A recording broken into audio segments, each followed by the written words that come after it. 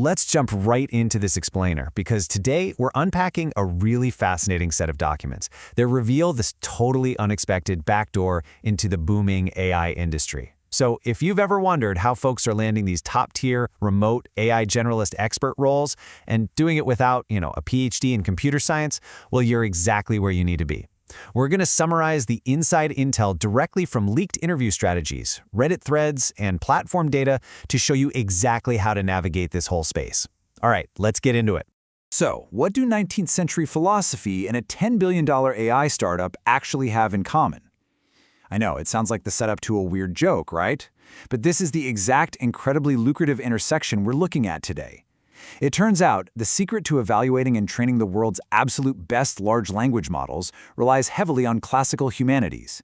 As we go through this, you're going to see exactly why heavily funded tech companies are basically desperate for human intuition, specifically theories of interpretation and meaning, just to train their algorithms. And why should you care? Well, because of one very specific number, $100 an hour. Yep, based on recent job postings from a platform called Merker, this is the kind of exceptional compensation that's up for grabs right now for remote junior research analysts and generalist experts. Basically, these roles involve evaluating AI models, ranking their outputs, and writing up structured feedback to actually improve the training data. It's fully remote, it's independent contractor work, and honestly, it pays this well because the demand for high-quality human reasoning is just absolutely through the roof right now. Now, to really understand why they're throwing this kind of money around, we have to look at Merker's total rocket ship of a trajectory. Back in October 2025, they raised a massive $350 million Series C. That put their valuation at a staggering $10 billion. Fast forward to January 2026, they're dropping major Apex Agents AI benchmarking reports. But, like any hypergrowth tech firm, they hit speed bumps. By March 2026, they were already navigating a major supply chain data breach involving a package called Light LLM.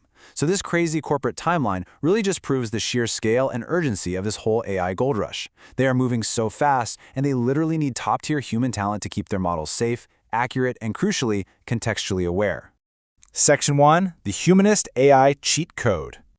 Okay, to actually grasp what these companies are hunting for, we first have to understand how an AI model thinks, and I use that word pretty loosely.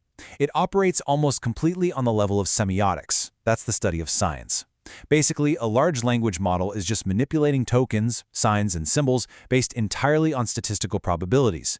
I mean, it has no physical body, zero real-world experience. It can brilliantly crunch the math to spit out a sentence, but it does it with absolutely zero feeling. Now let's contrast that machine behavior with human behavior, which brings us to hermeneutics. This is the theory of interpretation. See, as humans, we don't just crunch statistical tokens. We use language to share deep intent, historical context, emotional subtext. An AI might spit out an answer that's technically accurate, sure, but without human intervention, it's just never going to feel like an actual human expression.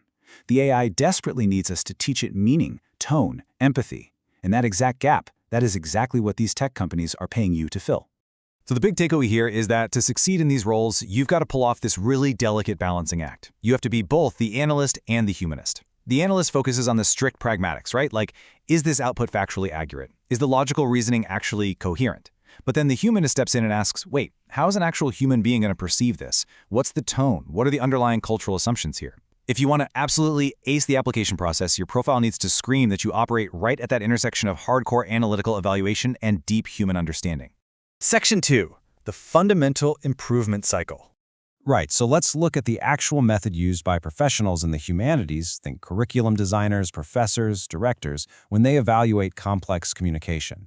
It's called the Fundamental Improvement Cycle. It starts with the communication, or a prompt.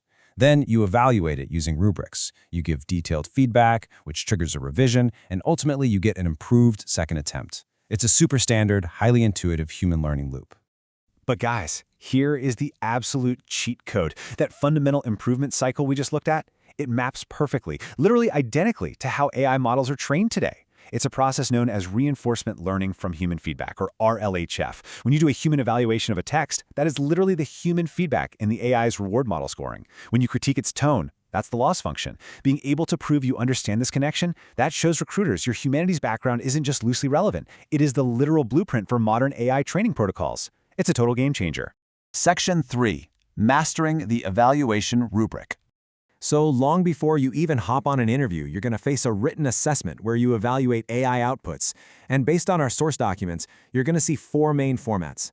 First, the Likert scale, where you rate things like clarity from 1 to 5. Then, comparative ranking, choosing between response A and response B, and more importantly, explaining why one wins. You'll also see binary flags just for basic acceptability. And finally, freeform annotation, which is where you have to write out a detailed, thoughtful justification for your ratings. You absolutely need to be comfortable bouncing between these different formats. And while you're working through those formats, you have to evaluate along 3 very specific dimensions. First up is the logical dimension, checking if the reasoning is totally transparent and traceable. Second is the hermeneutic dimension. Did the AI actually grasp the underlying human intent of the prompt? And third is the semiotic dimension. Does the language, the tone, the register actually match the emotional context? Listen, if you naturally drop these specific terms and concepts into your written freeform annotations, you are instantly going to separate yourself from the thousands of candidates who just write, "Yeah, this answer sounded good." Section 4. Acing the Merkur interview. Now our sources actually revealed some of the exact questions from the live interview phase. Let's look at this one. What's the most performance-critical thing you've optimized? To pass this, you need hard data. We're talking concrete before and after numbers. You need to name the exact bottleneck and the trade-offs you had to accept. What fails completely? Vague claims like, "Oh, I just made the process a lot faster." Look, if you don't have verifiable metrics, the evaluators will immediately assume you didn't actually own the project. Simple as that. Okay, here's another really tricky behavioral question they ask. What is your availability? Now, you might intuitively think the best answer is, I have total flexibility. I can work literally whenever. But looking at the interview prep sources, that actually fails. It comes across as unstable to the evaluators.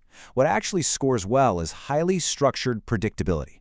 Give them really specific schedules with named blocks, like I'm available 7 to 10 p.m. on 3 weekdays plus Saturday mornings.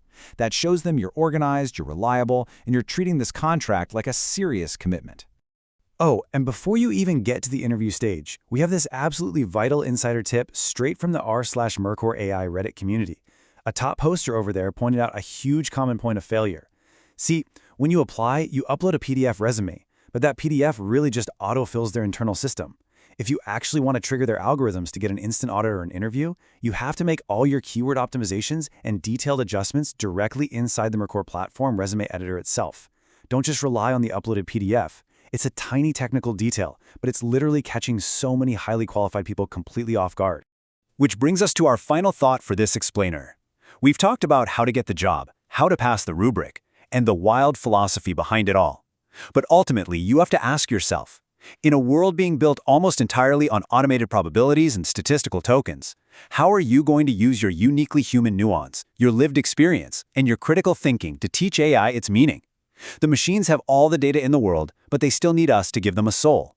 Keep these structured insights in mind, go update those platform resumes, and you'll be well on your way.